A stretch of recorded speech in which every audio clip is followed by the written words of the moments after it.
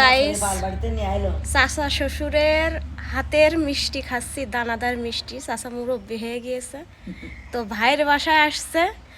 তো চাচা কি মানে কি কত নাম্বার? চাচা হচ্ছে মেজো, আর আমার শ্বশুর হচ্ছে ন ছিল, তাই না? তো আমার হ্যাঁ, তো দেখছেন ভাইয়ের বাড়ি আসছে। তো ভাইয়ের বিটার বউ মানে তারও বিটার বউ, আর আমার মেয়ে মানে পুতনি। আমার শ্বশুর বেঁচে নেই, তাই কি শ্বশুরের যত্ন কিন্তু পাচ্ছি। এই যে আমাদের জন্য দানাদার নিয়ে আসছে। তো মানুষ, আগেকার মানুষ আসলেই অনেক আন্তরিক আর মহব্বতের জিনিস, এটা বলতে পারেন মহব্বতের জিনিস। আমার কাছে মহব্বতের জিনিস, কারণ যেহেতু আমার শ্বশুর বেঁচে নেই, আমার চাচা শ্বশুরের হাতের দানাদার মিষ্টি খাবো এখন। তো এই জন্য আপনাদের সাথে শেয়ার করলাম।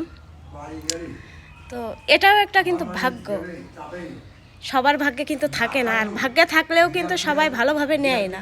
কিন্তু আমার অনেক অনেক বেশি ভালো লাগে। আমার শ্বশুর বেঁচে নেই, তাই কি চাচা শ্বশুরের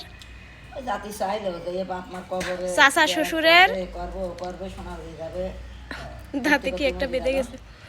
তো চাচা শ্বশুরের হাতের মিষ্টি খাচ্ছি, এটা আসলেই মহব্বত বলতে পারেন। তাও এই মিষ্টিটা হচ্ছে দানাদার মিষ্টি। আগেকার মানুষ একটু বেশি পছন্দ করতো, বেশি পছন্দ করে নিয়ে আসে।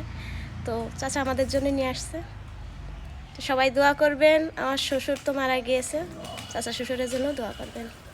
ওখানে নামাজ পড়তে যাবেন না? ও যান, ওই যে মসজিদে লোকজন চলে গেছে। তো এখন এই পর্যন্ত, সবাই ভালো থাকেন, আল্লাহ হাফেজ।